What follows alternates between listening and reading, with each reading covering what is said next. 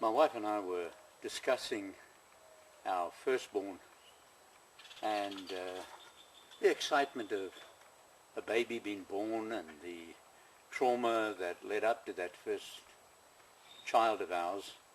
My wife had to go into a hospital for a month prior to giving birth to our son, simply because a blood pressure problem. But she was put in a semi-dark room, you know, the drapes, curtains drawn of the ward, and she had to be kept quiet. But then eventually our son was born, and she brought him home, and you know the excitement and the thrill of having a little baby there, and you yourself were young. I remember my mother-in-law saying, you know, children that want to have children, was her statement. But anyway, we were all excited. She was excited because the moment the little baby was there, you know, the oohs and the ahs of all the women that were around, you know, and the men were there looking and saying, oh, what an ugly looking little thing that is. And of course the woman would argue, but there was an air of excitement because of this little baby that was brought home after being born and brought into this world. And we were just talking about that excitement. Of course that was 48 years ago, and here we are, looking at life. And I said to her, isn't it sad that 50 million women over the past 40 years didn't have that opportunity? Why? Because 50 million women in the last 40 years aborted their children. Isn't that sad? That's the whole population of South Africa in 2012. And you know, every year in the United States, women do not experience the excitement and the thrill of bringing a little baby home. Why? Because it's been aborted. Life has been looked upon today in our society, you know, it's been redefined, I should say. Life has been redefined as simply, you know, just a blob of tissue, just something that's in the mother's womb that can be discarded at will.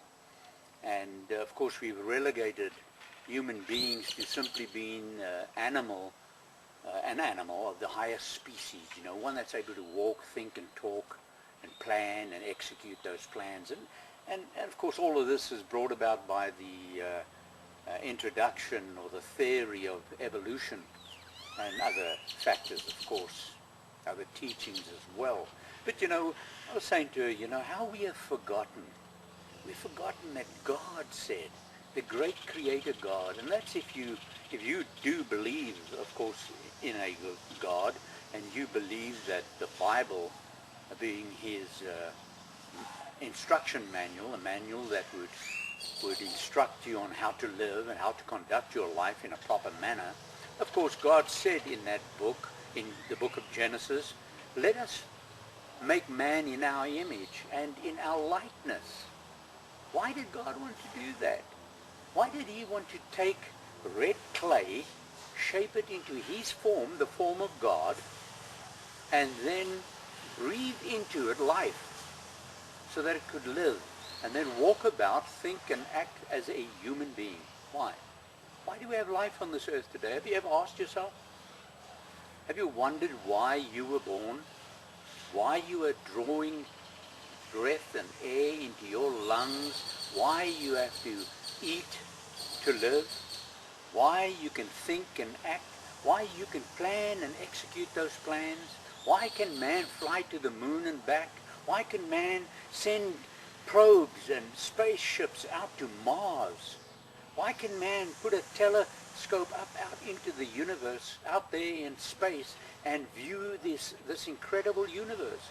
Why? You know, the Apostle Paul and as well as the psalmist asked, what is man to God? They said that. What is man that you are mindful of him? And the Son of Man that you visit him?